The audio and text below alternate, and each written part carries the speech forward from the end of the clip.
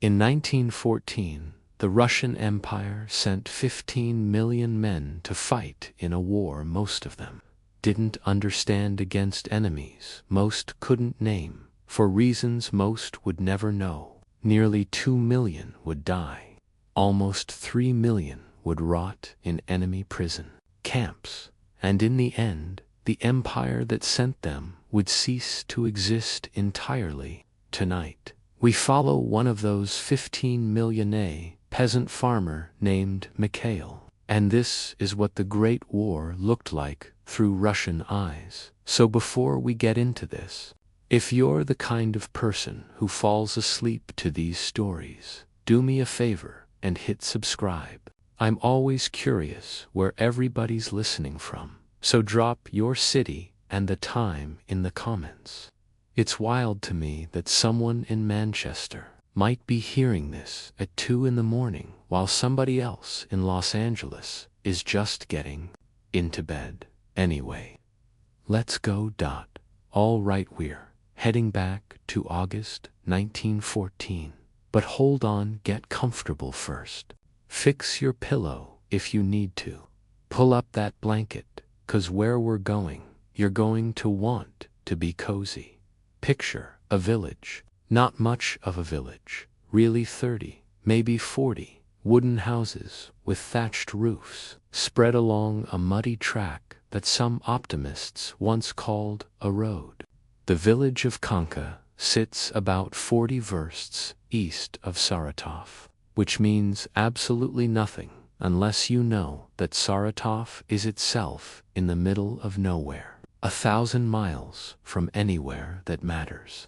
Deep in the Russian heartland, where the Volga River cuts through endless wheat fields that stretch to the horizon in every direction you look. It's just after 4 in the morning on July 31st. Mikhail Vulov is 24 years old.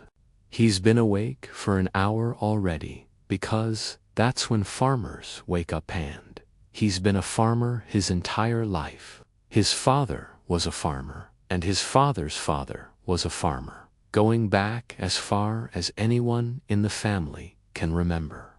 The Vulovs work the land. That's what they do. That's what they've always done. Right now, Mikhail is standing in the doorway of his family's izbada, traditional wooden house his grandfather built with his own hands. He's watching the first gray light of dawn creep across the wheat fields, while drinking something that's technically called tea, but tastes more like hot brown water, with a memory of leaves somewhere in its distant past. His wife Katya is still sleeping. Their son Patahu, just turned 3 last month, curled up next to her. It's a good morning, quiet, the kind of morning where you can hear the birds wake up one by one, and then the sound of hoofbeats on the main road. Mikhail doesn't think much of it at first. Horses use the road. That's what roads are for. But these hoofbeats are moving faster than anyone usually moves around here. There's no reason to move fast around here. Everything happens when it happens. The wheat grows when it grows. The rain falls when it falls. Time moves differently in places like Kanka. The hoofbeats get louder. And then Mikhail sees him, a young man on a gray horse, maybe 17 or 18 years old, riding hard down the main track. There's something red trailing behind him, flapping in the wind. And it takes Mikhail a moment to realize it's a red flag. The young man is shouting something, one word, over and over. War, war, war, war. Doors start opening up and down the village. Men stumble out, still pulling on shirts. Women appear in doorways, hands pressed to their mouths. Children peer out from behind their mother's legs. The young man on the horse keeps riding, keeps shouting, disappears down the road toward the next village, and his voice fades, but the word doesn't fade. It hangs in the air like smoke after a fire. War. Mikhail's father appears beside him. The old man is 62 years old, and he's seen a lot of things, including the war against the Japanese 10 years ago. Though he didn't have to fight in that one because he was already too old. He puts his hand on Mikhail's shoulder and says nothing. There's nothing to say. They both know what's coming. By noon, the village elder has received the official telegram from Saratov. All men between 18 and 43 are to report to the district induction center in Petrovsk within 3 days. Bring your own food for the journey. Families of mobilized soldiers will receive an allowance. Report to the church first for blessing, then to the train station. Nobody knows who they're fighting. That's the strange part. The telegram says war, but it doesn't say against whom. The old men gather in the village square and argue about it. Some say it's the Germans, some say the Austrians. A few of the older men remember the war with Japan and say maybe it's the Japanese, again come back for another round. One man insists it must be the English because the English are always causing trouble somewhere. Nobody really knows. Mikhail goes home and tells Katya. She doesn't cry, not yet. She just looks at him with those gray eyes that he fell in love with 6 years ago, when she was the prettiest girl in the next village over, and says, "How long?" He doesn't know. Will you come back? He doesn't know that either. What about the harvest?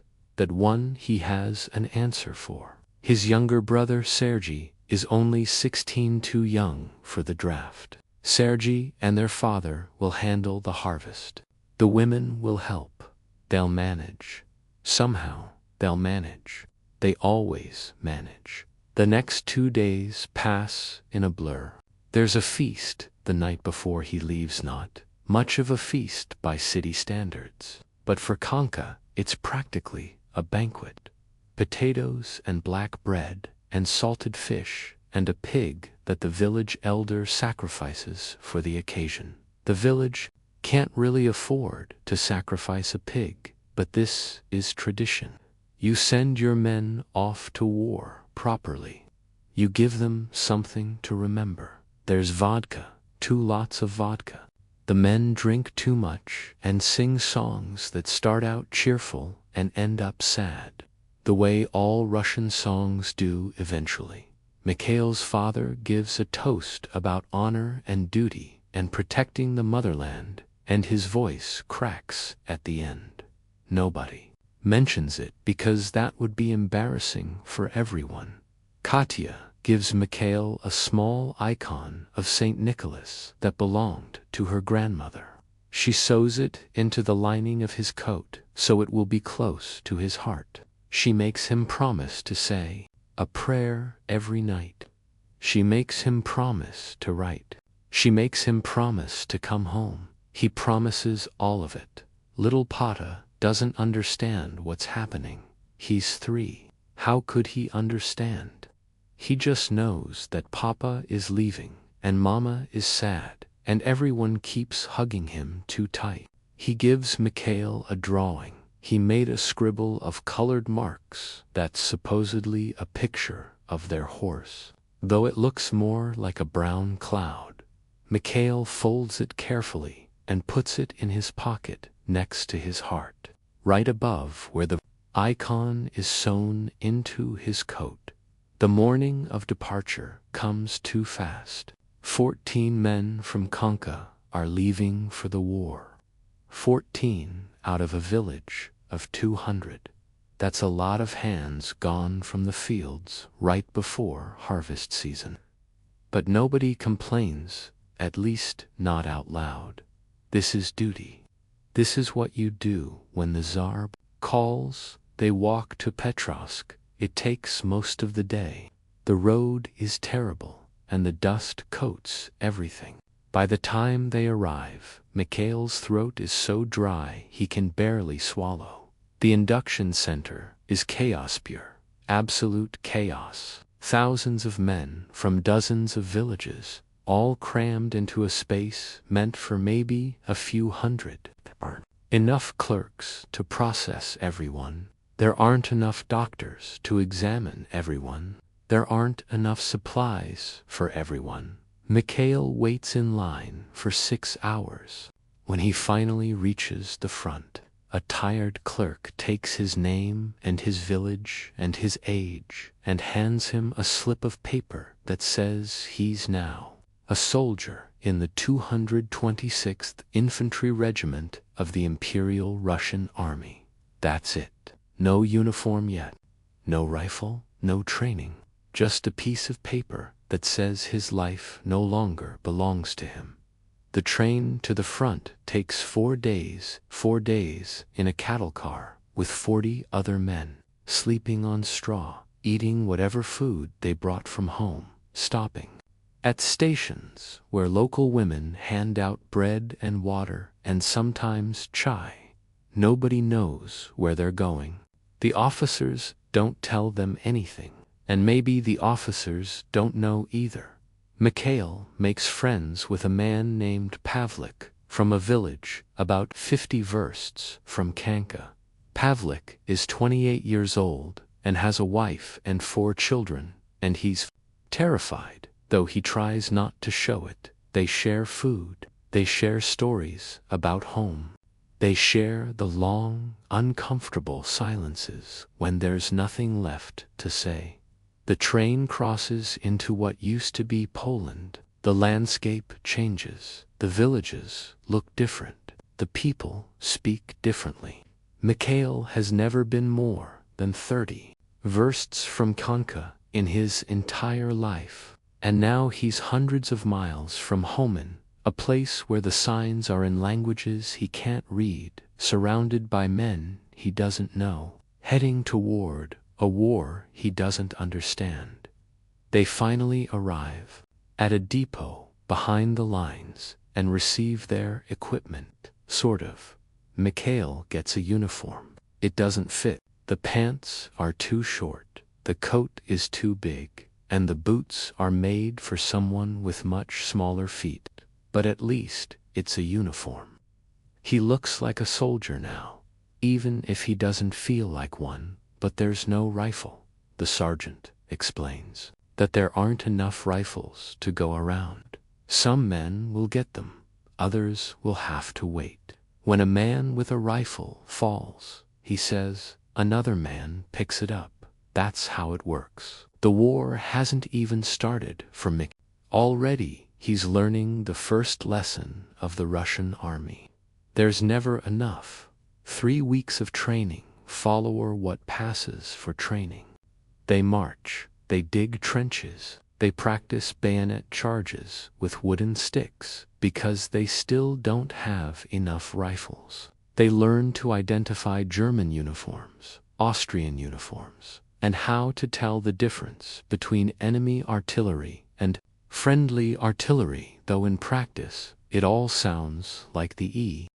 3 weeks of training follow what passes for training. They march, they dig trenches, they practice bayonet charges with wooden sticks because they still don't have enough rifles. They learn to identify German uniforms, Austrian uniforms, and how to tell the difference between enemy artillery and friendly artillery, though in practice it all sounds like the end of the world.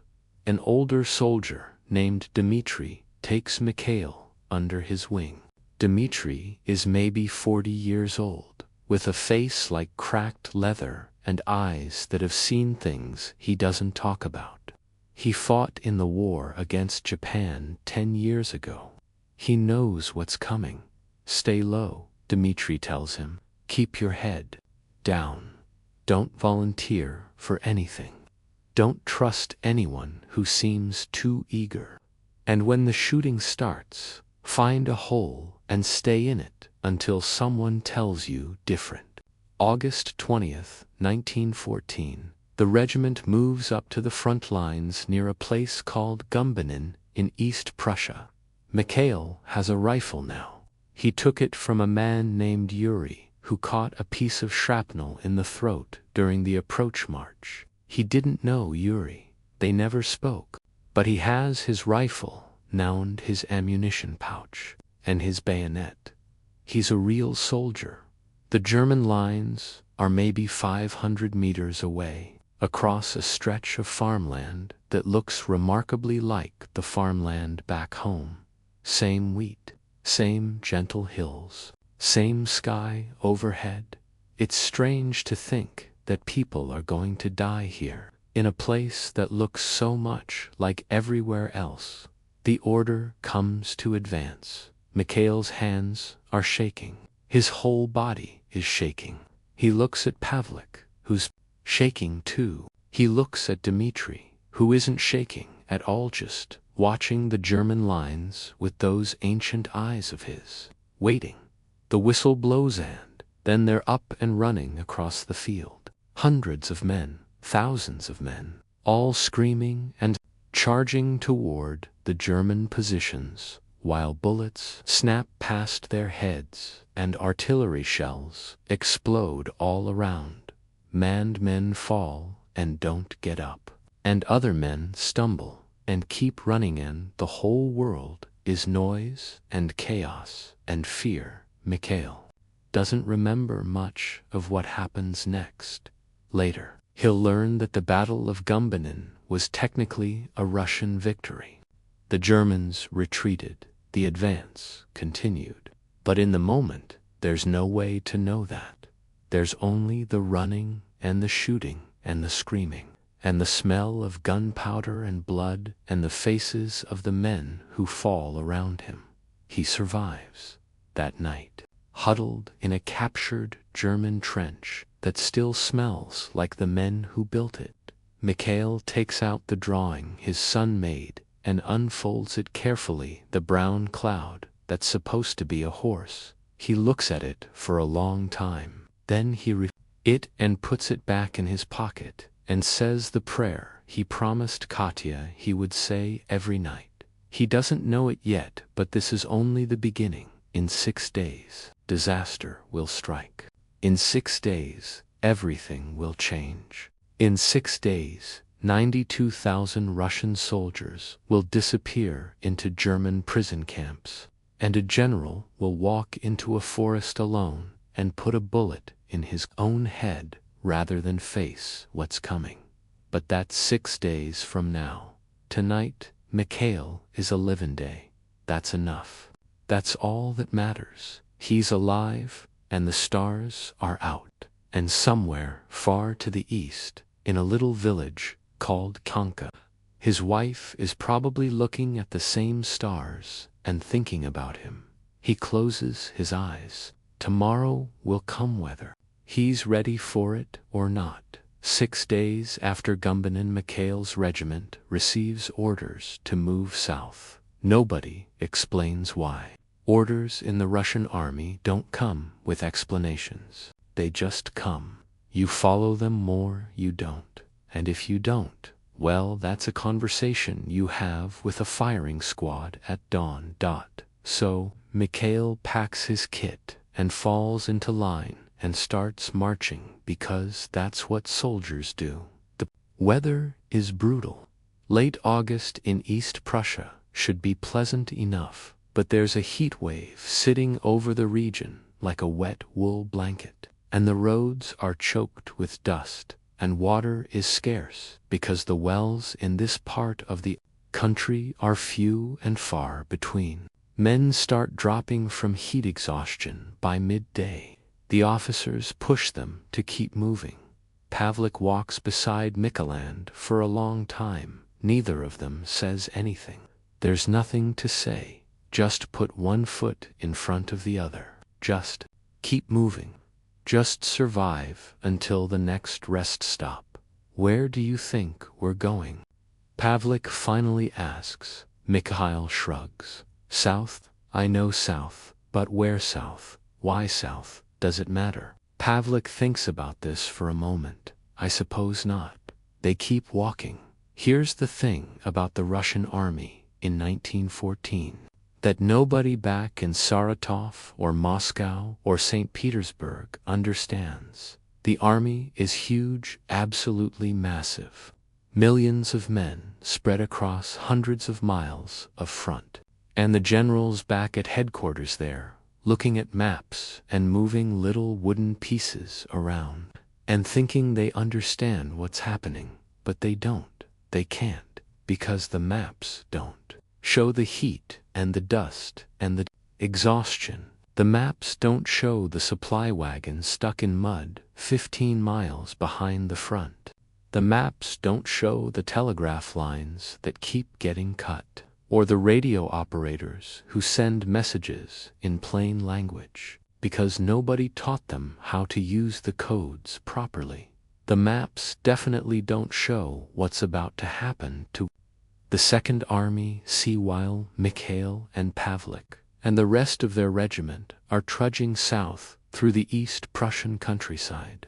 Something very bad is taking shape on the German side of the lines. The German commanders Hindenburg and Ludendorff, they've been reading Russian radio messages like they're the morning newspaper.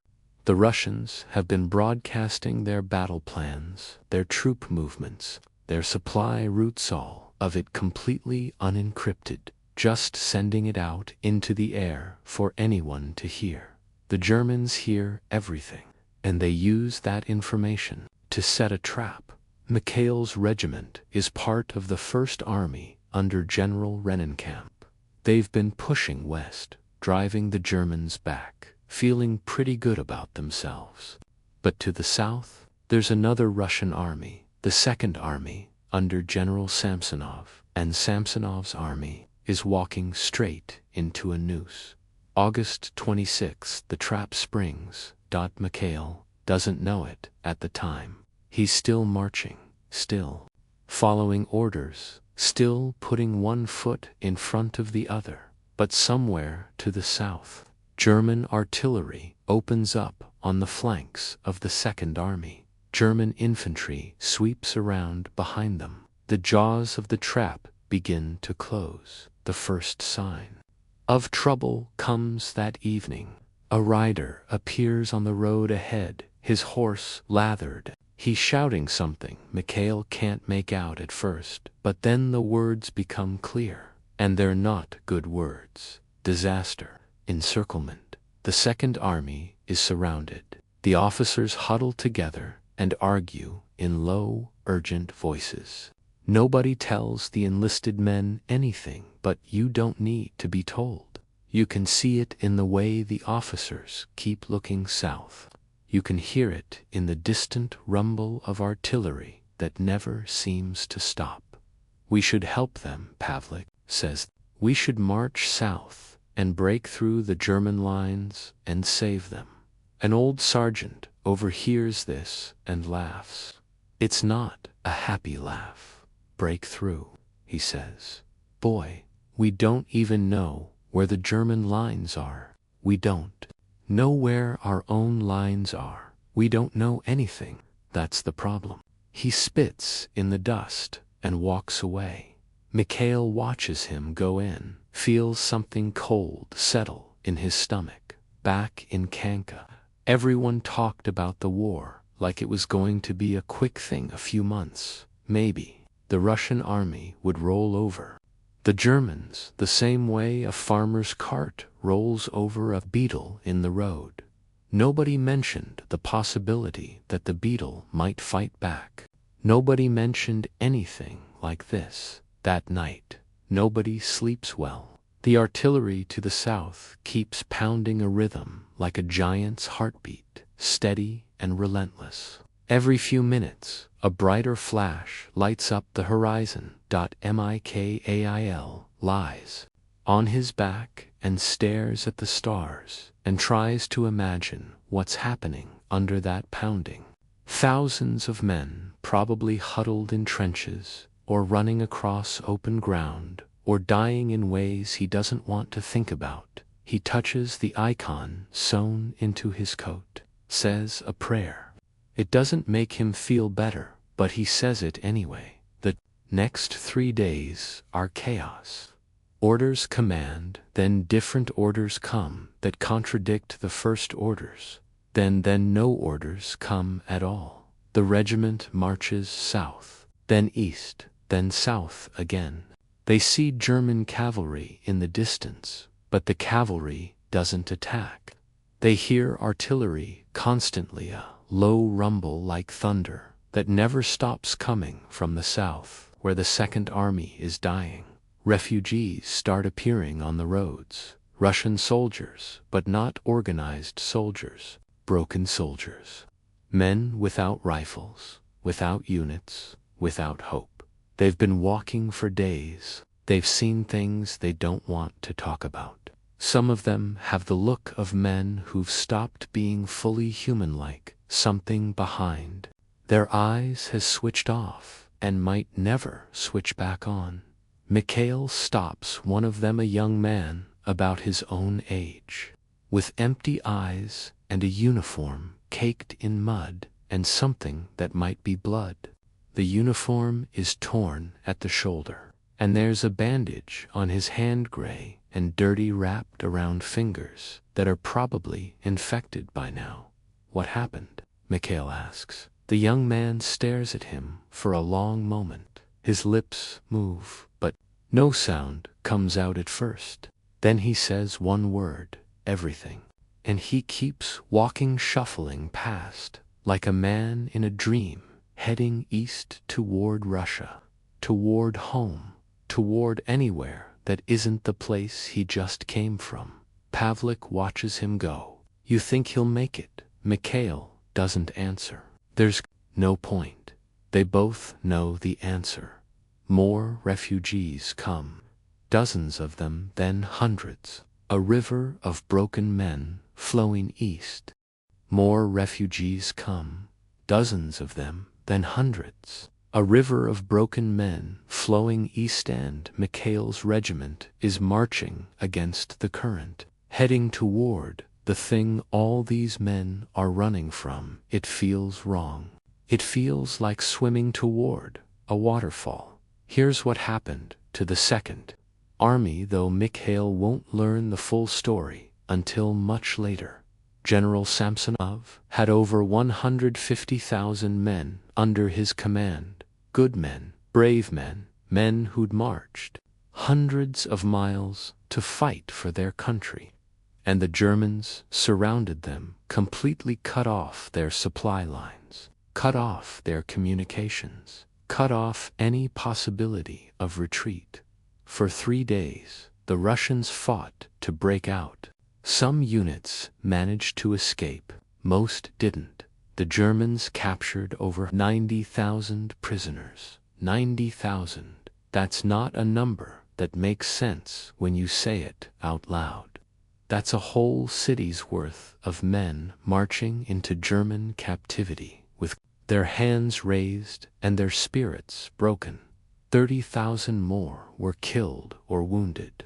Bodies piled in the forests and fields of East Prussia, left to rot in the summer heat because there was no one to bury them. General Samsonov, on the night of August 29th, when he finally understood the scale of the disaster, walked away from his staff officers. They thought he was going to relieve himself in the woods. He did not come back.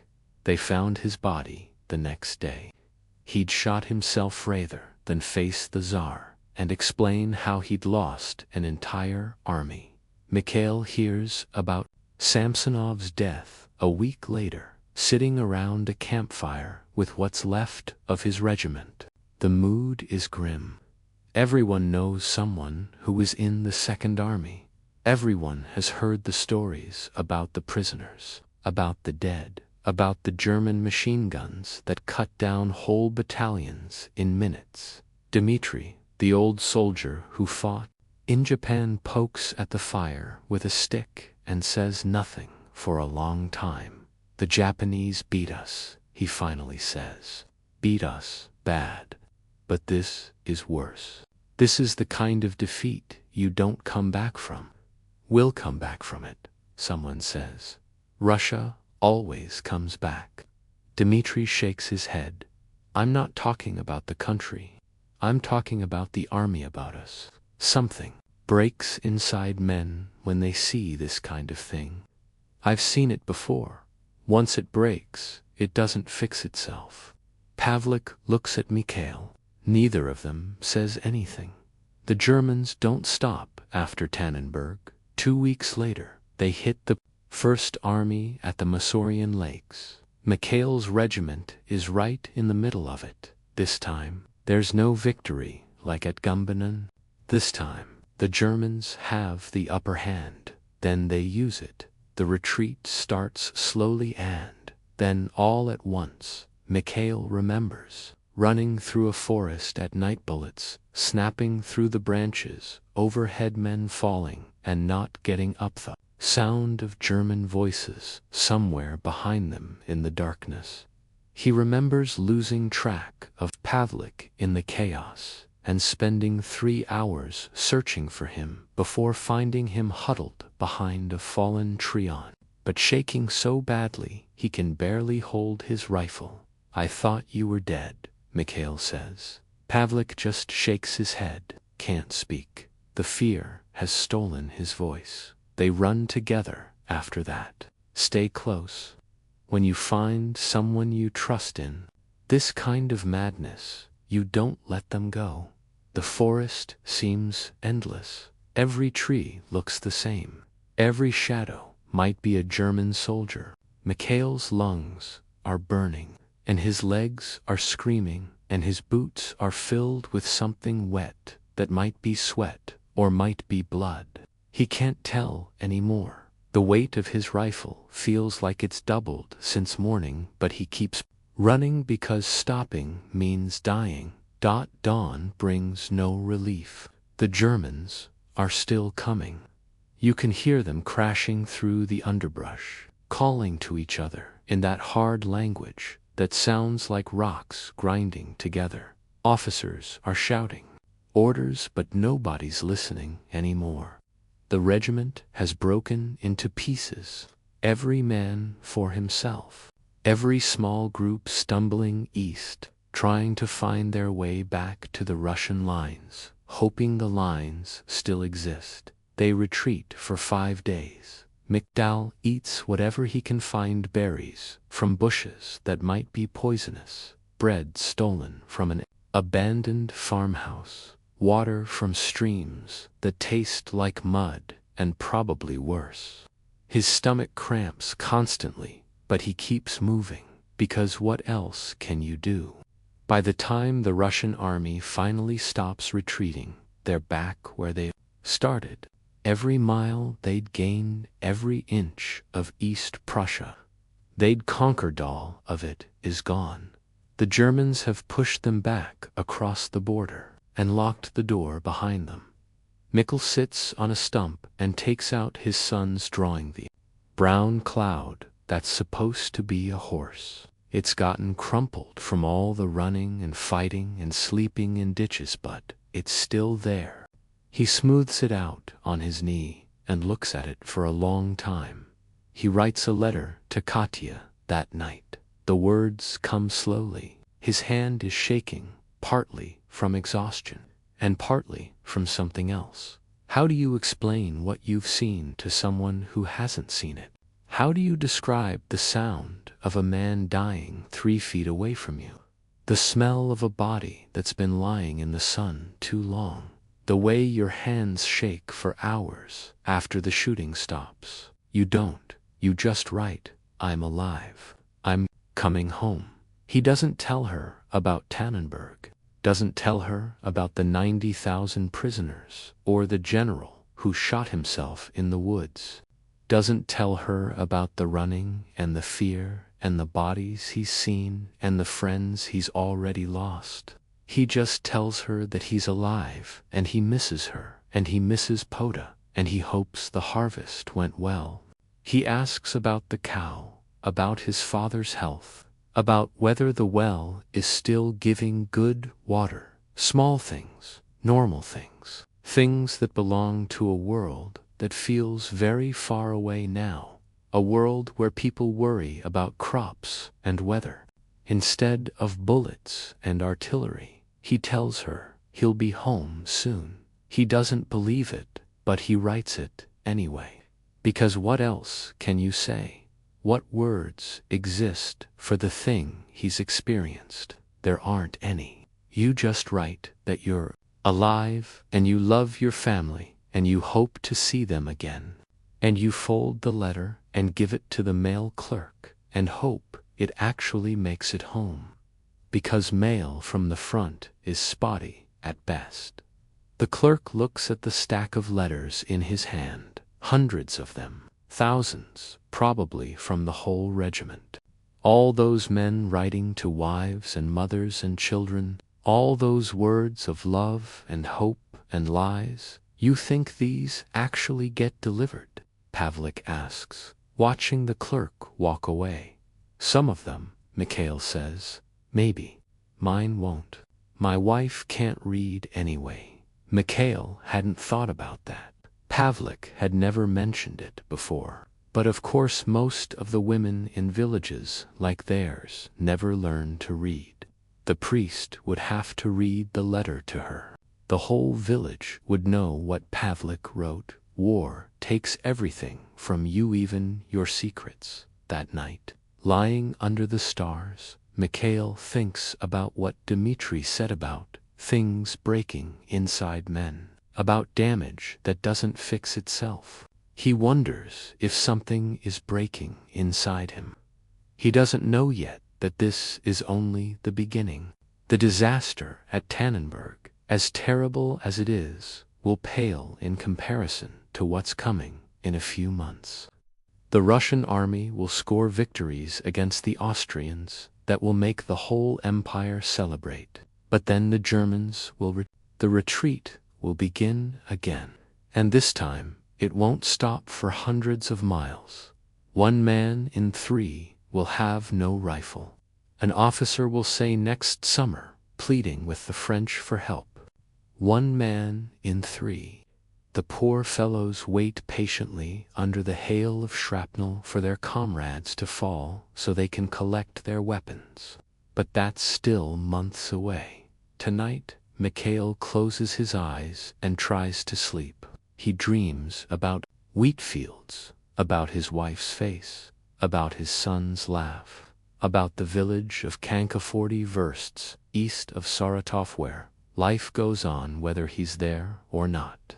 The dreams are good. The waking is always worse. Somewhere in the distance, German artillery rumbles like approaching thunder. The sound never really stops anymore. Mikhail has started to think he'll hear it for the rest of his life, even if he makes it home, even if the war ends tomorrow. That low, constant rumble. The sound of men dying by the thousands. The sound of an empire starting to crack. He pulls his coat tighter and waits for morning. Morning always comes. That's the thing about war. No matter how bad the night is, no matter how many men die, no matter how hopeless everything seems, morning always comes. The sun rises whether you want it to or not. And when it does, you have to get up and start all over again. 1 foot in front of the other. Just keep moving. Just survive. The orders will come eventually. They always do. And when they come, Mikhail will follow them because that's what soldiers do. He'll march south or east or west or wherever they tell him to march. He'll fight. When they tell him to fight, he'll retreat. When they tell him to retreat, and maybe if he's lucky, he'll make it home. Maybe October brings news from the south. Good news for a change. While the First and Second Armies were getting torn apart in East Prussia, something different was happening on the Austrian front. The Russians were winning actually, pushing the Austro-Hungarian forces back. Across Galicia, capturing cities, taking prisoners by the tens of thousands, Mikhail's regiment receives orders to transfer south. After months of fighting Germans, they're going to fight Austrians instead. Nobody's sure if this is better or worse. The Germans are terrifying in their efficiency, their machine guns, their artillery that always seems to know exactly where you're standing, but the Austrians. Nobody knows much about the Austrians. My uncle fought them once, Pavlik says, during the march south, back in Somme.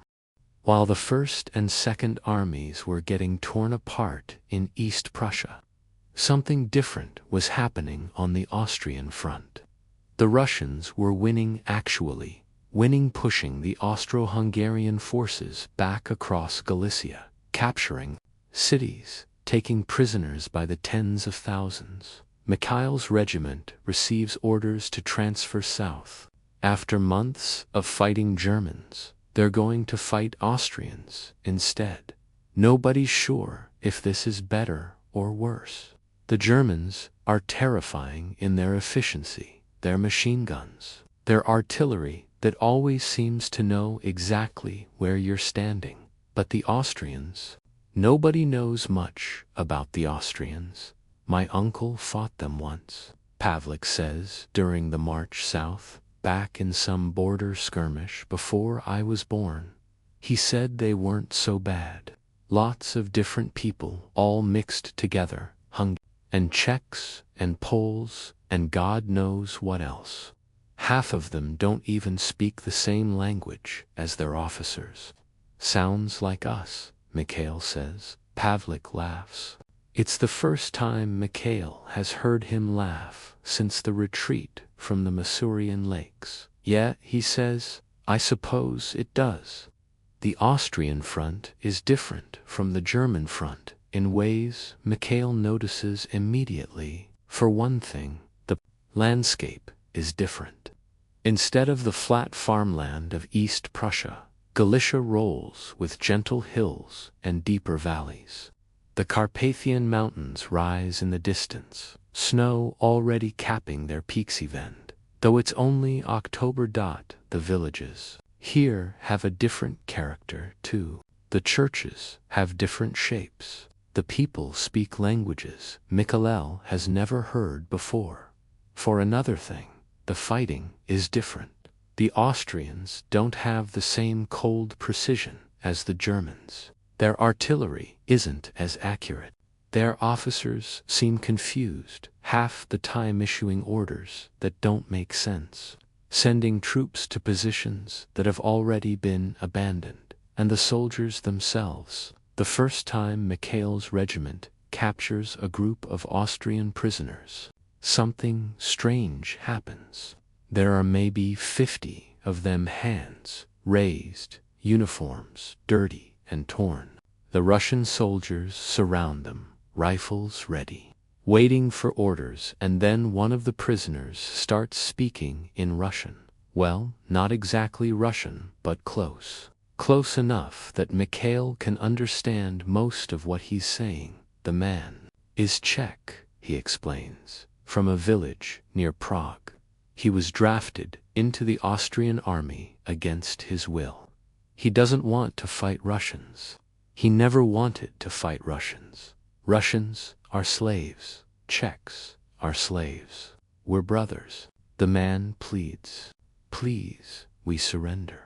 We don't want to kill our brothers. Mikhail looks at Pavlik. Pavlik looks at Mikhail. Neither of them knows what to do with this. It happens again and again over the following weeks.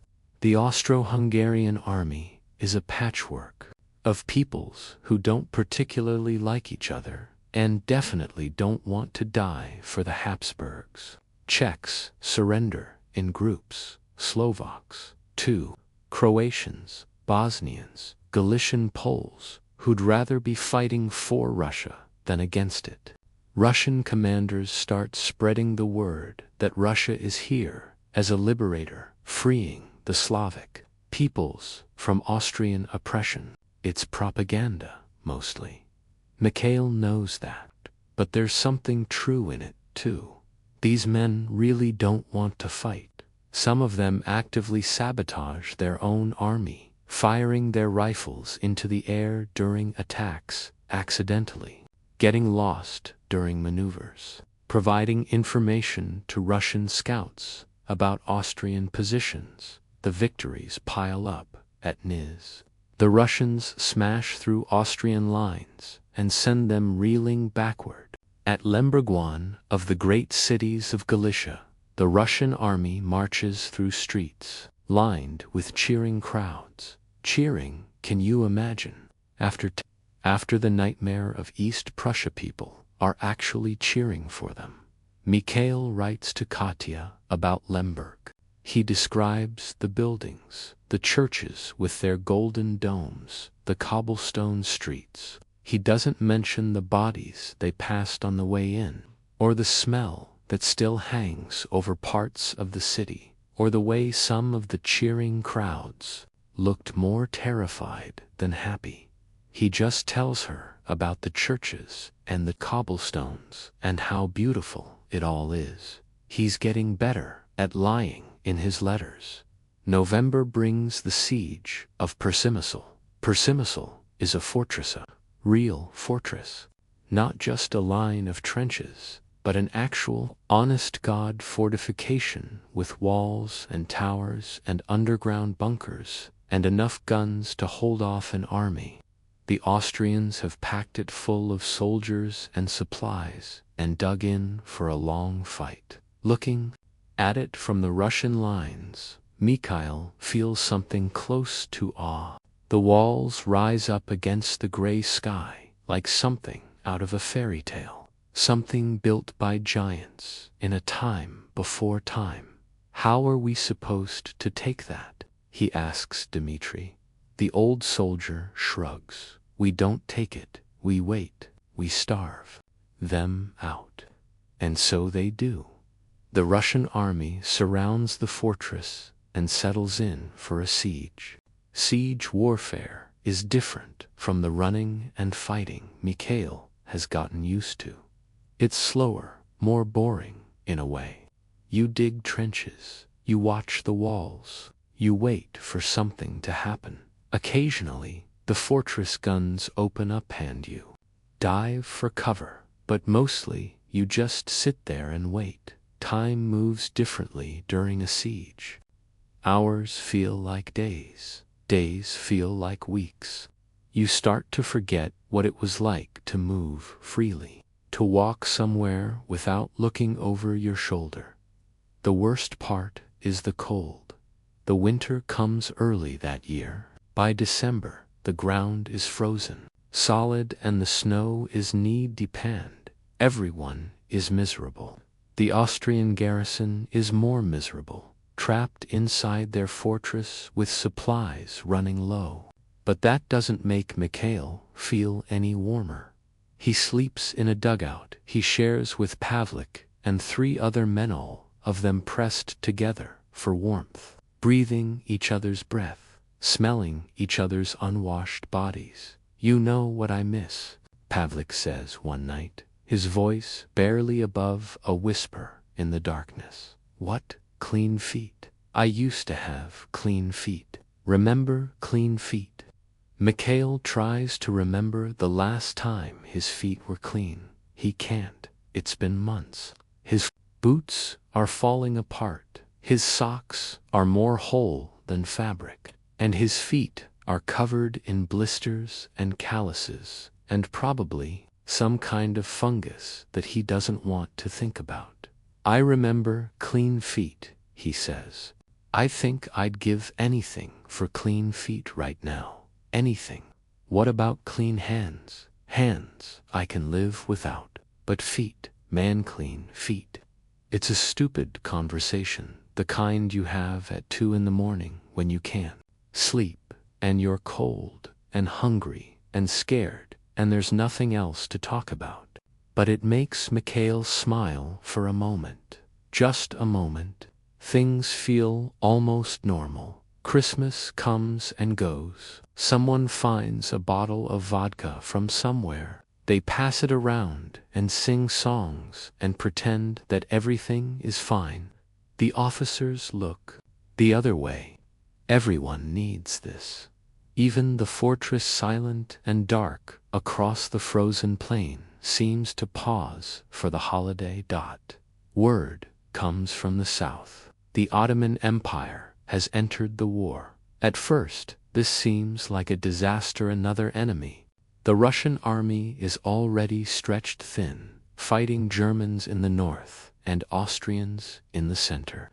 Now the Ottomans are attacking from the south, bombarding Russian ports on the Black Sea, pushing into the Caucasus Mountains. Men grumble around the campfires. How many enemies can one country fight at once? But Dmitri, as usual, sees it differently. The Turks are good for us, he says one night, warming his hands over a small fire. The snow is coming down hard, and the wind cuts through every layer of clothing like it isn't there. Good for us, Pavlik asks. Another million soldiers trying to kill us is good. Think about it, Dmitri says, pulling his coat tighter. Why are we fighting this war? What's the point of all this? Nobody answers. It's a question everyone has asked themselves at some point, lying in a trench in the dark, wondering why they're here and not home with their families, protecting Serbia, someone offers. Nobody cares about Serbia. Another says, no offense to the Serbs, but nobody in Konka, Saratov, or anywhere else in Russia gives a damn about Serbia. We need a reason, Dmitri says, a real reason. Something men can understand in their guts. He points south toward the distant Ottoman Empire. That's our reason right there. 400 years, he continues, Russia has dreamed of taking Constantinople back. Every grandfather tells his grandson about it. Every priest mentions it in his sermons. That's something worth fighting for. That's something men will die for.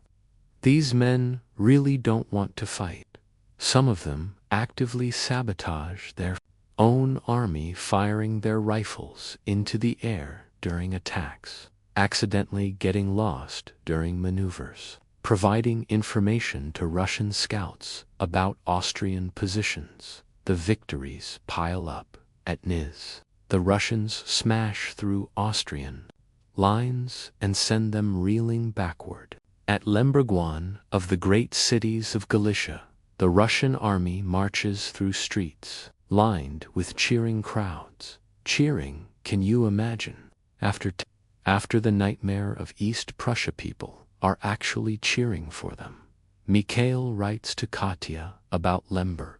He describes the buildings, the churches with their golden domes, the cobblestone streets. He doesn't mention the bodies they passed on the way in, or the smell that still hangs over parts of the city, or the way some of the cheering crowds looked more terrified than happy.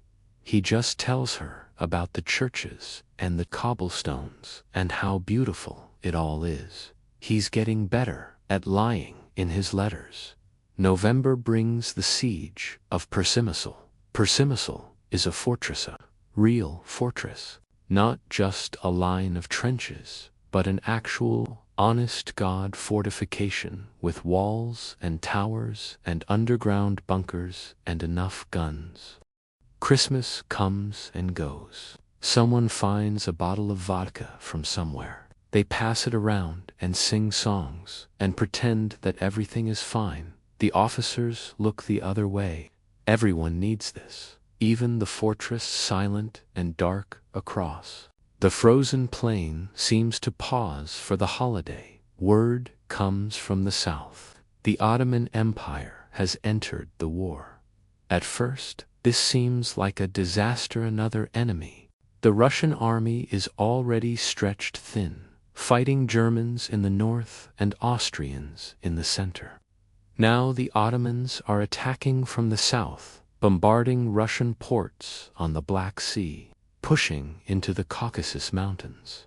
Men grumble around the campfires. How many enemies can one country fight at once? But Dmitri, as usual, sees it differently. The Turks are good for us, he says one night, warming his hands over a small fire. The snow is coming down hard, and the wind cuts through every layer of clothing like it isn't there. Good for us, Pavlik asks. Another million soldiers trying to kill us is good. Think about it, Dmitri says, pulling his coat tighter. Why are we fighting this war? What's the point of all this? Nobody answers. It's a question everyone has asked themselves at some point, lying in a trench in the dark, wondering why they're here and not home with their families, protecting Serbia, someone offers. Nobody cares about Serbia. Another says, no offense to the Serbs, but nobody in Kanka, Saratov, or anywhere else in Russia gives a damn about Serbia. We need a reason, Dmitri says, a real reason, something men can understand in their guts. He points south, toward the distant Ottoman Empire. That's our reason, right there. 400 years, he continues, Russia has dreamed of taking Constantinople back. Every grandfather tells his grandson about it. Every priest mentions it in his sermons. That's something worth fighting for. That's something men will die for. The officers start telling the men that when the war is won, Russia will take Constantinople. The great cathedral of Hagia Sophia will be Christian again. The Mediterranean will be open to Russian ships. Centuries of history will be avenged. It's propaganda again. Mikhail knows this, but it works. You can see it in the way men stand a little straighter, fight a little harder. This isn't just about some archduke nobody's ever heard of anymore. This is about something bigger, something that matters. January 1915, the siege continues. Inside Porsemisl, the Austrians are starving. Rumors filter through the lines. They've eaten all the horses. Now they're eating dogs, cats, rats, anything that moves. The fortress commander keeps sending messages, asking for relief, but no relief comes. The Austrian armies in full retreat everywhere else. There's no one left to save them. Mikhail almost feels sorry for them. Almost then he remembers the friends. He's lost the men who fell at Gumbinnen and Tannenberg and the Masurian lakes, the ones who died screaming in the mud, the ones who just disappeared and were never found. He thinks about their families back in Russia, women who will spend the rest of their lives wondering what happened to their husbands and sons and brothers, and the pity goes away. March brings the end. The fortress of Przemysl surrenders on March 22, 1915. Over 100,000 Austrian soldiers march out with their hands raised. 100,000. It's the biggest Austrian surrender of the entire war. Russian soldiers line the roads and watch them pass this endless river of defeated men. And for once, nobody fires a shot. They look terrible, gaunt faces, hollow eyes, uniforms hanging off bodies that have shed half their weight over the winter months. Some of them can barely walk, leaning on each other, shuffling forward, like old men, even though most of them are young. This is what starvation looks like. This is what defeat looks like. Mikhail stands with Pavlik and watches. That could have been us, Pavlik says quietly. At Tannenberg, that almost was us. Mikhail nods. He's thinking the same thing. War is strange like that. A few different decisions, a few different orders, and the men marching into captivity would be wearing Russian uniforms instead of Austrian ones. There's nothing special about any of them. They're just men farmers and shopkeepers and factory workers who got told to pick up rifles and point them at other farmers and shopkeepers and factory workers. One of the prisoners catches Mikhail's eye as he passes. Young man, maybe 20 years old, with dark hair and a face that could belong to someone from Mikhail's own village. Czech, probably, or Slovak. Another Slav, fighting on the wrong side of a war he didn't choose. For a moment, their eyes meet. Neither of them speaks. What would they say? Then the prisoner looks away and keeps walking 1 foot in front of the other, heading toward whatever prison camp awaits him somewhere in the vastness of Russia. Mikhail wonders if he'll survive. The odds aren't good. Everyone knows how prisoners are treated. Not enough food, not enough shelter, disease spreading through the camps like fire through dry grass. This man might have survived the siege, only to die in a prison barracks 6 months from now. But that's not Mikhail's problem. He has his own survival to worry about.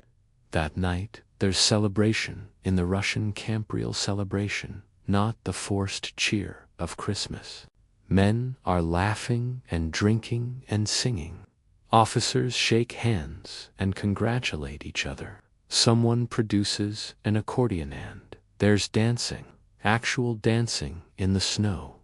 Mikhail sits apart from the celebration and takes out his son's drawing. It's getting worn now. The paper is soft from being folded and unfolded so many times. The colors have faded, but he can still see the brown cloud that's supposed to be a horse. He traces the lines with his finger and thinks about Poda, who must be nearly 4 years old now. Does he remember his father? Does he ask about him? Katya's letters don't come often, and when they do, they're full of reassurances that everything is fine. The harvest was good. Poda is growing. Everyone misses him. They pray for him every night. He folds the drawing and puts it away. For a moment, just a moment, he lets himself believe that the war might actually end soon. The Austrians are collapsing. The Ottomans are struggling in the Caucasus. Even the Germans must be getting tired. Maybe by summer this will all be over. Maybe by fall he'll be home. He doesn't know what's coming. He doesn't know that the Germans have been planning something massive, a breakthrough that will reverse every Russian gain, a retreat that will make Tannenberg look like a minor setback. 100,000 square kilometers abandoned. Cities and towns and villages surrendered without a fight. He doesn't know that in 3 months, Russian soldiers will be fighting without rifles, waiting for their comrades to die so they can pick up their weapons. He doesn't know that the celebration in the snow tonight will be the last real victory the Russian Empire ever wins. But for now, sitting in the firelight, with his son's drawing in his pocket and the sound of singing in his ears, none of that matters. For now, things are good. For now, there's hope. The fire crackles and pops. Someone adds another log. The accordion player starts a new song, something slow and sad and beautiful, about a man who went to war and never came home. The dancers stop dancing and just listen. Mikhail closes his eyes. Tomorrow will bring new orders, new marches, new battles. The war will continue whether he's ready for it or not. But tonight, just tonight, he lets himself rest, lets himself believe, lets himself hope. The snow falls softly on the battlefield, and somewhere far to the east, in a little village called Konka, a woman and a child are sleeping, dreaming of a man they love, waiting for him to come home. The good times end in May. Mikhail's regiment is still in Galicia when the news arrives. The Germans have broken through, not a small breakthrough, not a local setback that can be contained and reversed. A real breakthrough, a catastrophic one, the kind that changes everything. It happens at a place called Gorlice, Tarno, about 100 miles south of where Mikhail is stationed. The Germans have brought in fresh troops, fresh artillery, fresh everything. They've been planning this for months, while the Russians were celebrating at Persamissal, patting themselves on the back, believing the worst was over. The worst wasn't over. The worst was just getting started. The Austrian line collapses. First, no surprise there. The Austrians have been collapsing all year. But this time, the Germans are right behind them, through the gap, rolling up the Russian defenses like a man rolling up a carpet. Within days, the breakthrough is miles wide. Within weeks, it's threatening to cut off entire Russian armies. The order comes to retreat. Mikhail has retreated before after Tennenberg, after the Masurian Lakes. He knows what retreat feels like. The confusion, the fear, the sense that everything is falling apart faster than anyone can comprehend. But this retreat is different. This retreat doesn't stop. They abandon Persamissal first, the fortress they spent all winter besieging, the fortress where 100,000 Austrians surrendered, the fortress that was supposed to be a symbol of Russian victory. Gone, just like that. The Germans march in without firing a shot. Then Lemberg falls, the beautiful city with the golden-domed churches. The city where crowds cheered as Russian soldiers marched through the streets. Gone. The retreat continues day after day, week after week. Every morning, men wake up hoping that today will be the day they stop running. Every morning, the order comes to fall back another 10 miles, another 20, another 50. The ground they bled for, the ground their friends died for, given up without a fight, because there's no way to hold it anymore. And the worst part, the ammunition, there isn't any. Well, that's not quite true. There's some, but well, that's not quite true. There's some, but not enough. Not nearly enough. Artillery batteries that should be firing hundreds of shells per day are down to a handful. Machine gun posts run dry in the middle of firefights, and rifles, God. The rifles, Mikhail still has his, the one he took from Yuri back in August, the man who caught shrapnel in the throat on the approach to Gumbin. He's cleaned it and maintained it and kept it working through everything.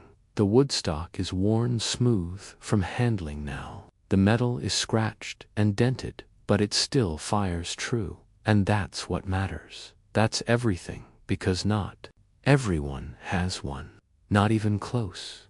New recruits arrive at the front with nothing in their hands. Nothing. Mikhail sees it happen for the first time in late May. A train pulls up at a depot behind the lines, and maybe 200 men climb out. Fresh faces, new uniforms that still have creases from the factory. They form up in neat rows the way they've been trained, and they wait for someone to issue them weapons. No one does. A sergeant walks down the line and explains the situation. There aren't enough rifles. The factories can't keep up with demand. Men will have to share, or wait, or find weapons on the battlefield.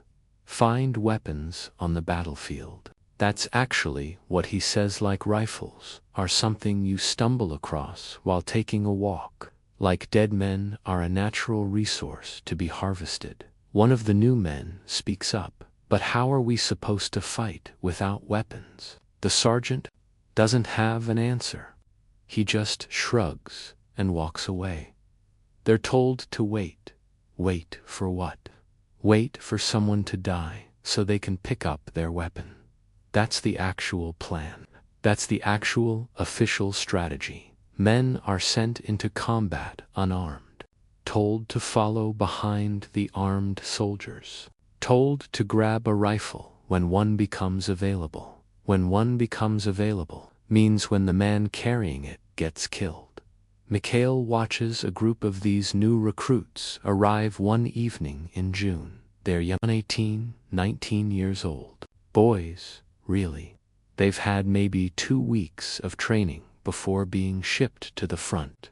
Some of them still have the soft faces of children who've never missed a meal, never slept in the rain, never seen a man die. One of them approaches Mikhail. The kid can't be more than 17, though he claims to be 19 on his papers. Everyone lies about their age. The army doesn't check too carefully. "Excuse me," the kid says. "Do you know where I can get a rifle?" Mikhail stares at him. "They didn't give you one. They said there weren't enough. They said I should find one here." "Find one where?" The kid shrugs. He doesn't know. Nobody told him. He was just shipped here, like cargo, like a sack of potatoes dumped at the front, with nothing but the clothes on his back and the vague instruction to find a rifle. Mikhail doesn't know what to say. What can you say to something like that? "Welcome to the war, kid. Hope you're faster than the bullets." The retreat continues. June, July, August. The Russian army falls back and back and back.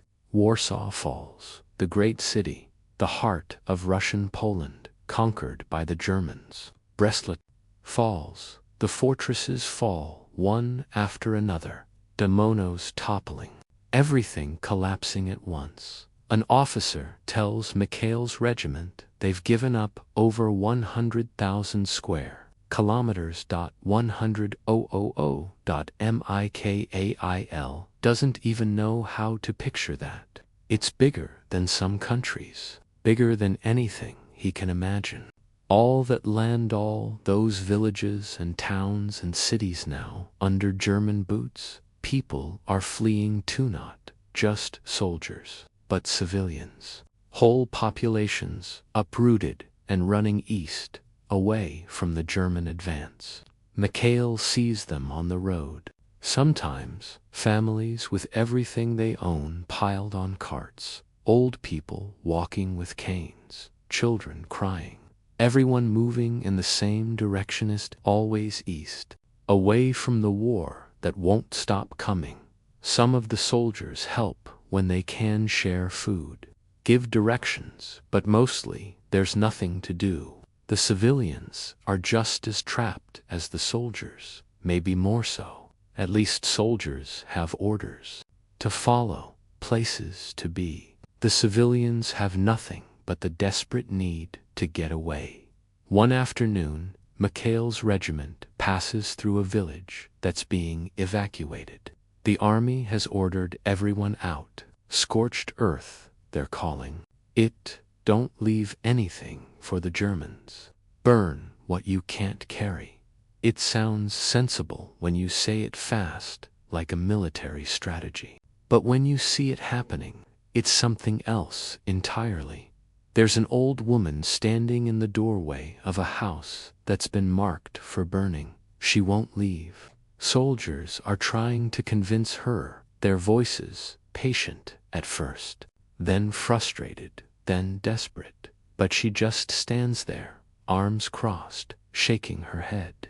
A lifetime of stubbornness in that small, bent body. "This is my home," she says. "My husband built this house with his own hands. My children were born in that room. My mother died in that bed. I'm not leaving, ma'am. The Germans are coming. You have to go. Then let them come. I'll be here. This is where I belong." One of the soldiers, a young man who can't be more than 20, looks like he might cry. "Please, We're trying to help you. Help me by leaving me alone. But they can't. Orders are orders. The village must burn. In the end, they have to drag her await, 2 soldiers, 1 on each arm, pulling her down the dirt path while she screams and fights this tiny old woman, who probably weighs less than a sack of grain. She curses them in Russian and in some other language Mikhail doesn't recognize. She calls them murderers, thieves, worse things.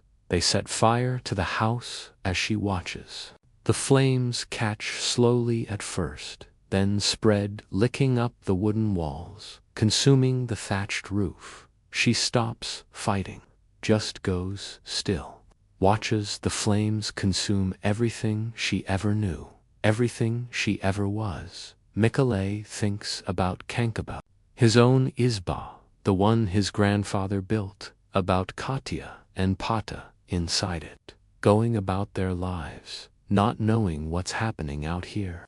If the Germans push far enough, would Russian soldiers burn his house too? Would they drag Katya away while she screamed and fought? He looks away. He can't watch anymore. The retreat continues. Dmitri dies in August, not in combat. That's the strange thing. After everything he survived, the war against Japan, the disaster at Tannenberg, the endless retreats, the old soldier dies from dysentery. His body just gives out one night. Too many months of bad food and bad water, not enough rest. He goes to sleep, complaining about stomach cramps, and doesn't wake up. Mikhail finds him in the morning. At first, he thinks Dmitri is just sleeping, late, which would be unlike him. Dmitri was always the first one awake, the first one ready, the first one moving. Then Mikhail sees his face, the stillness, the color that isn't quite right tanned. He knows. Pavlik doesn't believe it at first. Keeps saying Dmitri's name, shaking his shoulder like he can wake him up through sheer stubbornness. But the dead don't wake, no matter how hard you shake them. Mikhail has learned that lesson too many times already. They dig the grave themselves. The ground is hard and rocky, and it takes hours, their hands blistering on the shovel handles, sweat running down their faces, even though the morning is cool. Other soldiers offer to help. Mikhail and Pavlik refuse. This is something they need to do themselves. Dmitri deserves that much. He was the one who taught them how to survive. Stay low. Keep your head down. Don't volunteer for anything. Simple rules that kept them alive when so many others died. They lower him into the earth, wrapped in a blanket, no coffin. There are no coffins at the front, just the blanket, the hole, and the dirt they shovel back in one load at a time. They put a cross at the head of the grave, 2 sticks tied together with bootlaces. It won't last. The rain will knock it down. The wind will scatter it. Or maybe the Germans will march through and trample it. But for now, at least, there's a cross, a marker that says a man lived and died here, that he mattered to someone. Pavlik says a prayer, something from his childhood. Words he have free members from church services that seem like they happened in another lifetime. Mikhail tries to pray to, but the words won't come.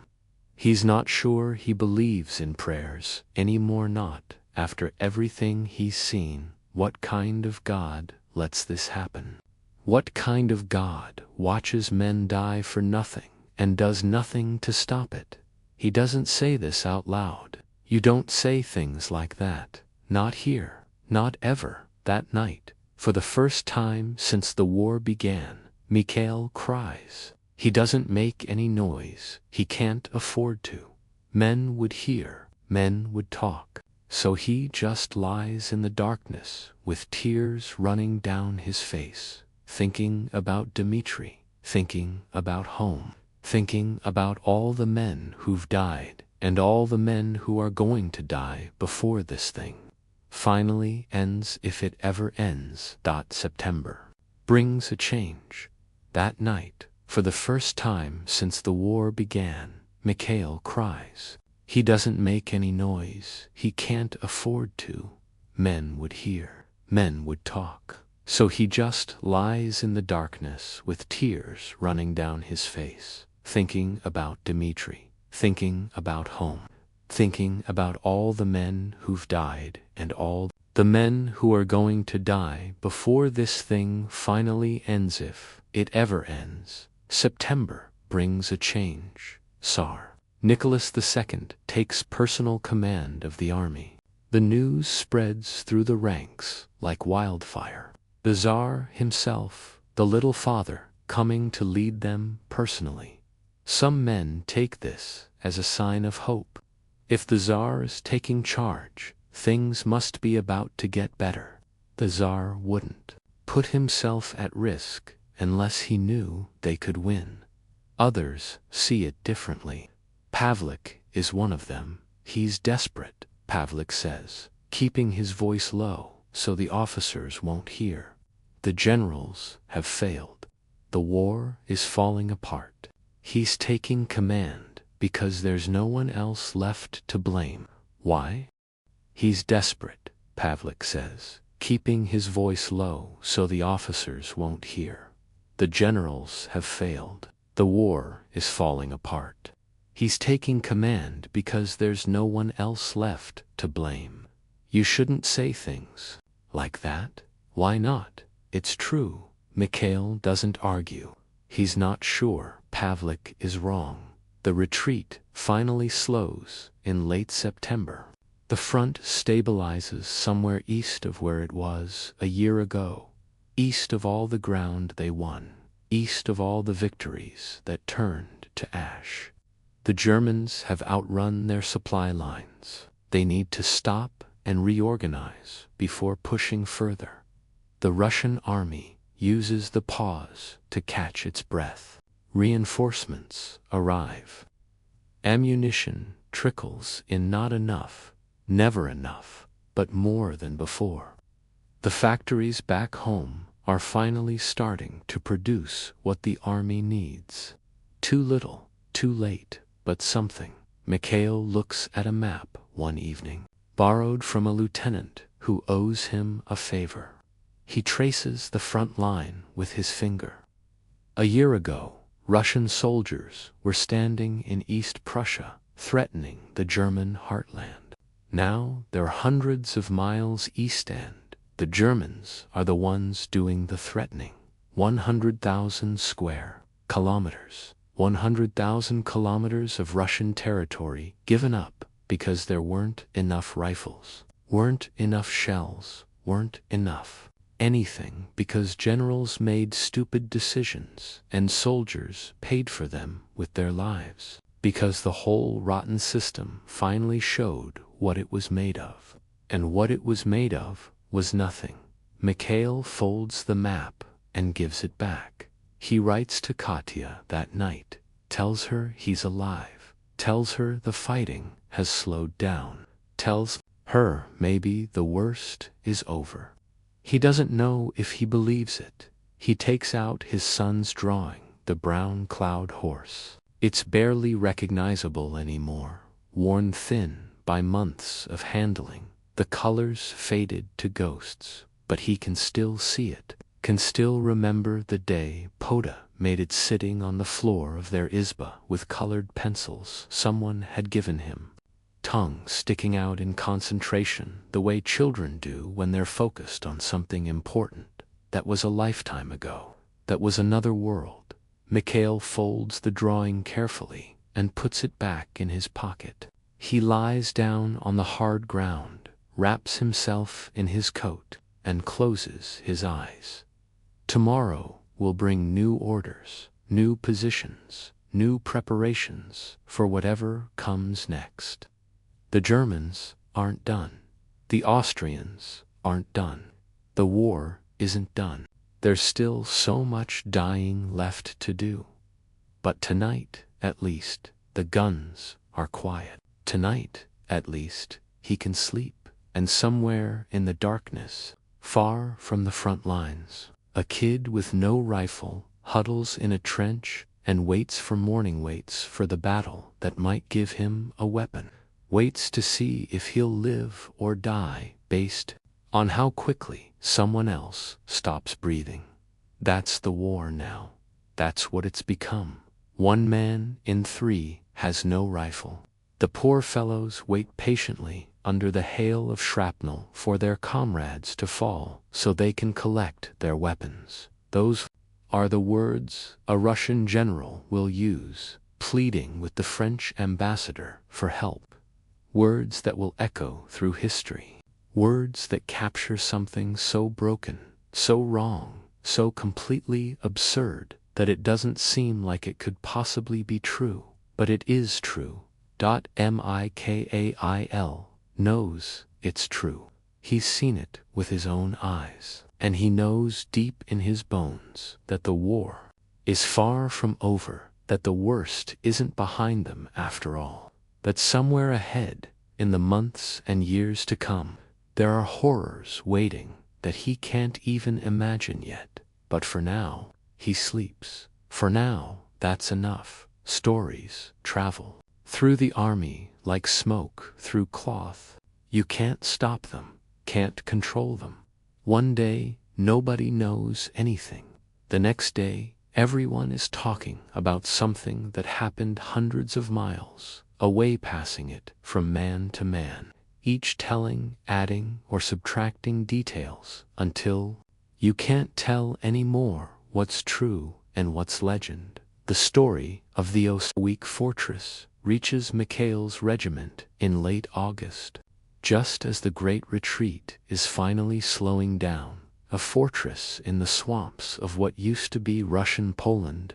Not a big fortress, not a famous one, just a collection of walls and bunkers guarding a railway line through the marshes. The kind of place that would never make it into the history books under normal circumstances. These weren't normal circumstances. The Germans wanted that railway. They'd been pounding Osweak for months. Artillery barrages, infantry assaults, everything they had. But the Russians held on. 900 men against 14 German battalions. The fortress walls crumbled, then the Russians kept fighting from the rubble. The towers fell and the Russians built new positions from the debris. They had almost nothing, and they held on anyway. Then, on August 6th, the Germans decided to try something different. Gas.Mikail. Here's the story from a soldier named Grigory, who claims his cousin was there. Maybe the cousin was really there. Maybe he wasn't. It doesn't matter. The story is true either way. Mikhail has heard it from too many sources for it to be false. Too many men with the same haunted look in their eyes when they tell it. The Germans released the gas at 4 in the morning, chlorine and bromine mixed together, a cocktail designed to kill in the most terrible way imaginable. A greenish-yellow cloud rolling across the marshes toward the fortress. Low to the ground, hugging every depression in the earth, filling every trench and bunker and dugout. The men on watch saw it coming. Some tried to run, some tried to sound the alarm. None of them got far. The cloud moved faster than a man could run. The grass turned black where it passed. Birds fell out of the sky mid-flight, just dropping like stones. Frogs in the swamps died by the thousands. Even the insects stopped buzzing. Everything that breathed, everything that needed air to survive, died. And the Russians had no gas masks. Some supposedly did, but they were useless old models from before the war that didn't seal properly. New models that had been ordered but hadn't arrived yet, because nothing ever arrives on time in the Russian army. Most men had nothing at all, nothing between their lungs and that greenish yellow, death rolling toward them. They tried wrapping wet cloths around their faces, shirts soaked in water, rags soaked in urine, because someone had heard the ammonia might neutralize the chlorine somehow. It didn't help. The gas found its way in anyway. It always finds its way in. You can hold your breath for a minute, maybe two, but eventually you have to breathe. And when you breathe, it's over. 800 men dead in minutes. 800 men gasping and choking and clawing at their throats as the chlorine ate through their lungs from the inside. The gas reacted with the moisture in their bodies and turned to acid. Imagine that acid forming inside your chest, dissolving you from within. Some men died fast. Others died slow, coughing up blood and pieces of their own lungs, drowning in the fluids their bodies were producing in a desperate attempt to fight off something they couldn't fight. They knew what they'd done. They knew nothing could have survived that cloud. 14 battalions advanced toward the fortress. 7,000 men walking casually toward what should have been a mass grave. They weren't expecting resistance. They got it anyway. Out of the gas cloud, out of the trenches full of dead men, came the survivors, maybe 100 of them, maybe fewer. Men who should have been dead. Men who were dying even as they charged. Their faces were wrapped in bloody rags. Their eyes were swollen shut from the chemicals. They were coughing up blood and tissue with every step, leaving red trails in the dirt behind them. And they attacked. The Germans saw them coming and couldn't believe what they were seeing. These weren't soldiers. These were corpses. Corpses, rising from the poison cloud like something out of a nightmare. The Russians screamed as they came howling through their ruined throats, bayonets fixed, charging straight at the German lines. The Germans ran. 7,000 men-trained soldiers, armed to the teeth, ran from 100 dying men who wouldn't stay dead. The Russians recaptured their trenches. They drove the Germans back, and then, one by one, they fell. Some died that day. Others lasted a few more hours or a few more days. Almost none of them survived more than a week. The gas had done its work. It was just taking its time. But they won. That's the thing Mikhail can't stop thinking about. They won. Men who were already dead, who had to know they were already dead, still found it in themselves to pick up their rifles and charge. Still found the anger, the hatred, the sheer stubborn refusal to give up that carried them across that field. The newspapers call it the attack of the dead men.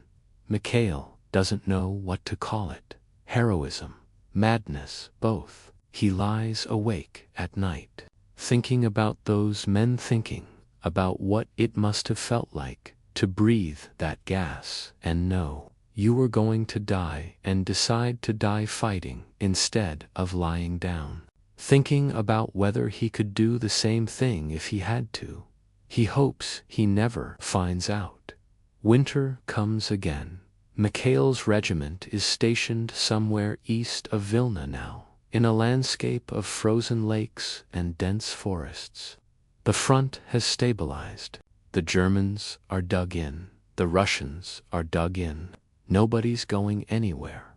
That's what Mikhail thinks, anyway. Then the orders come.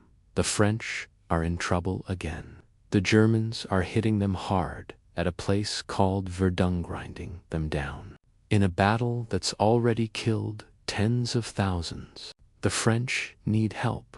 They need someone to attack the Germans somewhere else, force them to pull troops away from Verdun. Give the French a chance to breathe. Russia will attack at Lake Narak.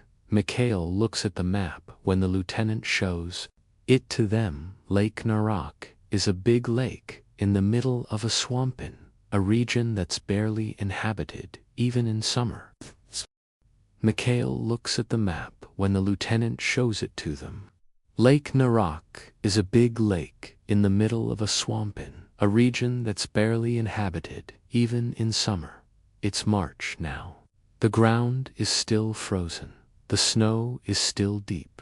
The swamps are solid enough to walk on if you're careful, but the spring thaw could come any day. This is insane, Pavlik says quietly. We can't fight in that, but they can. They will, because someone in a room far from the front has looked at a map and decided that this is where the attack will happen. Because the French need help, and Russia has promised to provide it. In war, men die for reasons that have nothing to do with reason. The attack begins on March 18th. The artillery opens up first, the biggest bombardment Mikhail has ever heard.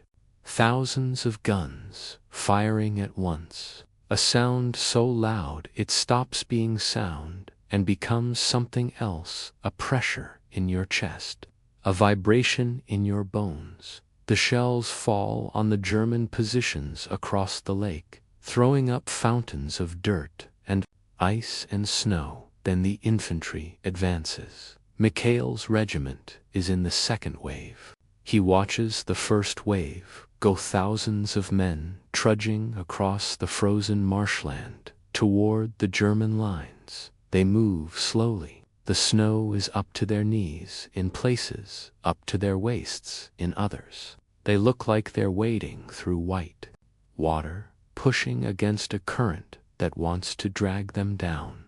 The German machine guns open up. Men start falling. At first, it's just a few here and there, stumbling and not getting back up.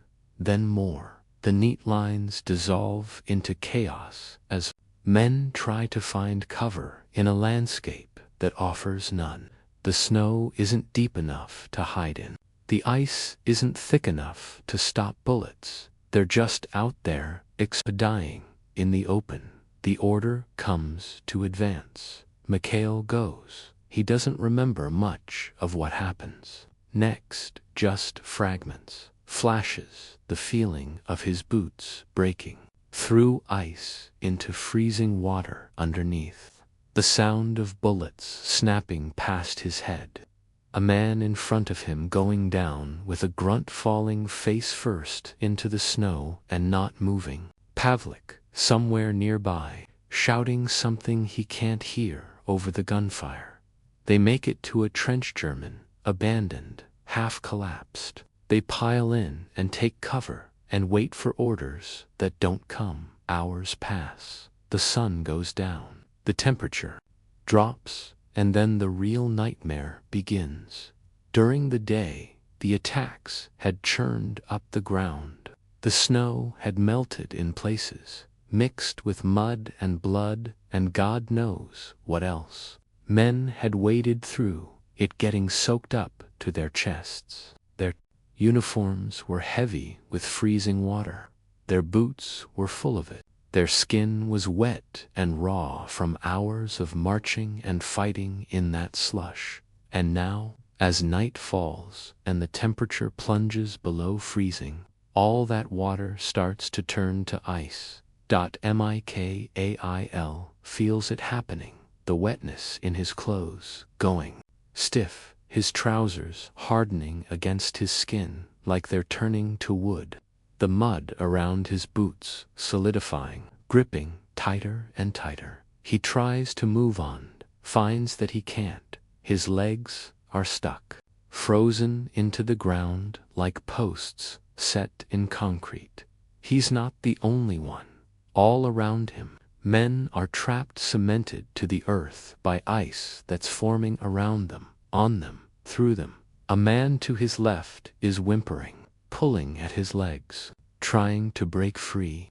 A man to his right has stopped moving entirely, just staring straight ahead with glassy eyes, either in shock or already halfway to dead. Some men panic and try to tear themselves free.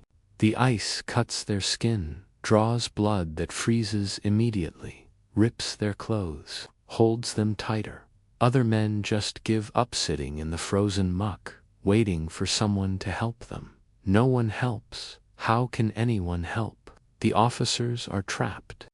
Everyone is trapped. The whole army is stuck to the ground like flies on paper, and the temperature keeps dropping. The ice keeps hardening, and somewhere out there in the darkness, the Germans are probably wondering why the Russians have gone so quiet. By morning, some of the men are dead, just frozen where they sat, turned into statues of ice and cloth and flesh. Others are alive, but can't move, trapped in positions they've held all night, their bodies rigid with cold and shock. The survivors have to be cut free. Mikhail watches soldiers with bayonets and axes chopping at the ice around their comrades, trying to free them without cutting off their limbs. It takes hours. The Germans don't attack because they're probably too shocked by what they're seeing to do anything about it. Or maybe they're just laughing. Mikhail would laugh too if he saw his enemies destroying themselves like this. The attack continues for 8 more days. 8 more days of advancing across frozen swamps. 8 more days of men getting stuck in ice. 8 more days of machine gun fire and artillery and death. The Russians outnumber the Germans 3-1. In this sector, they have more guns, more ammunition, more everything. They lose 5 times as many men when it's finally over. When someone finally decides that enough is enough and calls off the attack, the Russians have suffered over 100,000 casualties. 100,000, and they've gained nothing. Not a single mile, not a single village. The Germans are exactly where they were before the attack began. 12,000 men died of frostbite alone. 12,000 frozen to death in the marshes because someone decided that March was a good time to attack through a swamp. Mikhail sees some of them afterward, the ones they couldn't retrieve during the battle. Bodies frozen in the barbed wire, still reaching forward, still trying to advance, even in death. 5,000 of them caught in the wire. 5,000 men who made it close enough to see the German trenches and died there, tangled in metal thorns, turning slowly to ice. Pavlik survives. Mikhail survives. They're lucky, or maybe not lucky. Maybe survival is just another kind of curse. Maybe the lucky ones are the ones who froze to death, who don't have to keep going, keep fighting, keep living through whatever comes next. Mikhail doesn't let himself think that way for long. It's dangerous thinking like that. Once you start, it's hard to stop. Spring comes eventually. The snow melts. The ice breaks up. The bodies in the marshes start to surface. All those men who fell through the ice or froze in the mud coming back up as the ground softens. The smell is terrible. The sight is worse. Mikhail writes to Katya. He doesn't tell her about Lake Narok. Doesn't tell her about the men frozen in the wire, or the ones cut free from the ice, or the walking dead at OSOWIEC. He tells her the same things he always tells her. I'm alive. I miss you. I miss Pota. I hope the spring planting goes well. He's running out of things to say. The lies are getting harder to maintain. The distance between what he writes and what he lives keeps growing until the letters feel like they're coming from someone else entirely. Someone who exists only on paper, in a world that no longer exists anywhere but in his memory. Someone else entirely. someone who still believes in things, someone who still has hope. He takes out the drawing, the brown cloud horse. It's so worn now that he can barely see the lines. The paper is soft as cloth, threatening to fall apart every time he unfolds it. He folds it again, puts it away, closes his eyes. The war goes on. It always goes on. And somewhere, in a German camp, strategists are looking at maps and planning the next attack. And somewhere in Russia, politicians are arguing about who to blame for Lake Narak.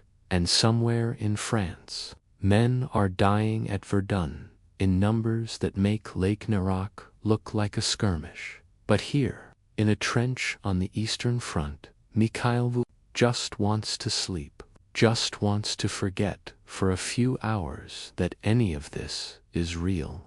The stars come out, the same stars that shine over Kenna, the same stars his son might be looking at right now, wondering where his father is and when he's coming home. Soon, Mikhail thinks. Soon. But he doesn't believe it anymore. He's not sure he believes anything anymore. June 1916. Something is different. Mikhail can feel it before anyone tells him anything. There's an energy in the camp that hasn't been there since the early days of the war back, when everyone thought this would be over by Christmas. Men are standing straighter. Officers are actually smiling. The ammunition wagons that roll through aren't half empty anymore. And then he hears the name, Brusilov. General Alexei Brusilov, commander of the Southwestern Front, the man who's going to change everything. Mikhail has heard generals' names before. Usually they come attached to disasters. Samsonov at Tannenberg, the faceless men who ordered the attack at Lake Narak, names that make soldiers spit when they hear them. But Brusilov is different. The men who serve under him actually respect him. Word is, he cares about his soldiers. Word is, he actually knows what he's doing. He's planning something big. Parville says, one evening, asshoing each other photographs of their families. Some of those Germans were communists, revolutionaries. They talked about a man named Lenin, who was coming back to Russia, man, who would end the war, give the land to the peasants, and make everything right. They talked about a world where workers ruled and rich men served. They talked about a future that sounded like a fairy tale. Mikhail didn't know what to believe anymore. He'd been a loyal soldier for almost 3 years. He'd followed orders. He'd charged into machine gun fire. He'd watched his friends die and kept going because that's what you did. Because Russia needed him. Because the Tsar needed him. But the Tsar was gone now, and Russia was tearing itself apart. He thought about Katya, about Pota, about the little farm in Konka where he'd grown up, where his father had grown up, where his son should have been growing up. Instead of wondering if his father was ever coming home, he took out the drawing and looked at it. Mikhail Vulov was done fighting, done watching men die for reasons no one could explain, done taking orders from people who'd never seen a trench, never smelled the rot of no man's land, never held a friend while he bled out in the mud. He was going home one way or another. The spring nights were getting shorter. The darkness didn't last as long anymore. Somewhere in the distance, an owl called out. Hunting in the last hours before dawn, Pavlik was asleep nearby. Finally, his breathing slow and even. One of the few men Mikhail still trusted. One of the few who hadn't lost himself entirely to the madness. Tomorrow there would be more chaos, more arguments, more violence. Probably. The officers who remained were trying to hold things together. But you could see they'd already given up. They were just going through the motions, waiting for the end. Mikhail closed his eyes. He dreamed of wheat fields golden in the summer sun, of Katya's laugh, of a small boy running toward him with arms outstretched, shouting a word he hadn't heard in 3 years. Papa, Papa, you're home. The dream felt more real than anything else, more real than the war, more real than the trenches and the guns and the bodies. He held on to it as long as he could, and when morning came gray and cold and full of uncertainty, Mikhail got up and kept going, because that's what you did, because somewhere far to the east, his family was waiting, and nothing else mattered anymore. Nothing at all. July 1917, the Provisional Government launches its offensive. They call it the Kerensky Offensive, after Alexander Kerensky, the man who's taken charge of this shambling wreck of a government. He believes that one great victory will restore the army's morale, that Russian soldiers will remember who they are and what they're fighting for, that the revolution can be saved on the battlefield. He's wrong. Mick watches the attack from a reserve position. His regiment isn't part of the first wave. Not enough men left. Not enough men willing to go.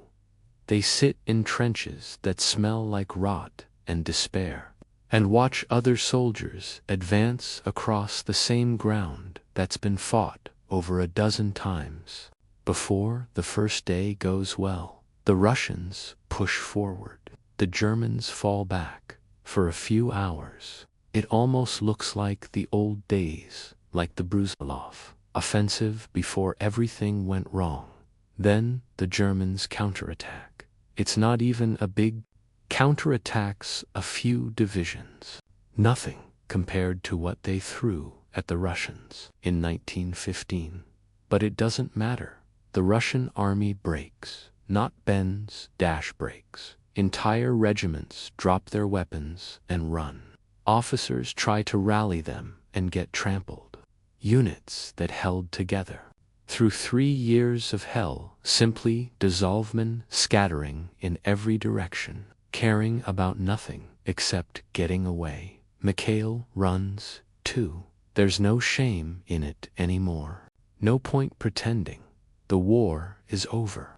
It's been over for months. Really, this is just the final proof.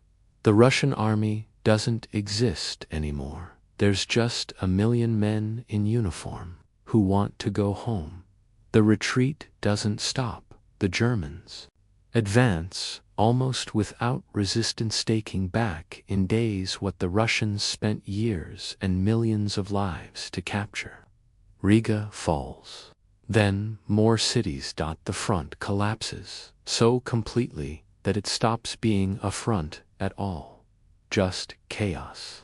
Just men moving in every direction, some toward the enemy, most away from it. Autumn comes. Mikhail is somewhere east of the old front lines, moving with a group of soldiers who've given up any pretense of military order. They're not a unit anymore. They're just men walking in the same direction. Sometimes they find food. Sometimes they dan single quotes. They sleep in barns, in ditches, in the open air. They avoid anyone who looks like an officer or a military policeman, and then in October everything changes again. The Bolsheviks seize power. Mikhail hears about it from a man who claims to have been in Petrograd when it happened. The provisional government overthrown. Kerensky fled. A new government in charge, led by Lenin and his Communista. Government that's promising something. The provisional government never would. Peace, that's the word that spreads through the remnants of the army like fire through dry grass. Peace. The Bolsheviks are going to end the war. They're going to negotiate with the Germans and bring the soldiers home. No more fighting. No more dying. Peace. Mikhail doesn't care about communism, doesn't care about Lenin or Trotsky or any of the names people keep throwing around. He cares about one thing: going home. The negotiations drag on through November and December. The Germans demand territory, massive amounts of it. Poland, Lithuania, Latvia, Ukraine, land that Russian soldiers died for, land soaked in Russian blood. The Bolsheviks resist at first. Trotsky tries to stall, hoping revolution will spread to Germany too, that the German workers will rise up and the whole war will just end on its own. It doesn't happen. The Germans lose patience. They start advancing again, meeting almost no resistance. Finally, in March 1918, the treaty is signed at Brest-Litovsk. Russia gives up everything: a third of its population, half its industry, most of its coal and iron. The price for peace is the dismemberment of the empire. 3 years of war, 2 million dead. And Russia ends up worse off than when it started. But the fighting stops. That's all Mikhail cares about. The fighting stops. On December 15th, 1917, the guns finally fall silent on the Eastern Front. After 3 years, 4 months, and countless lives, it's over. He starts walking east. The journey home takes weeks.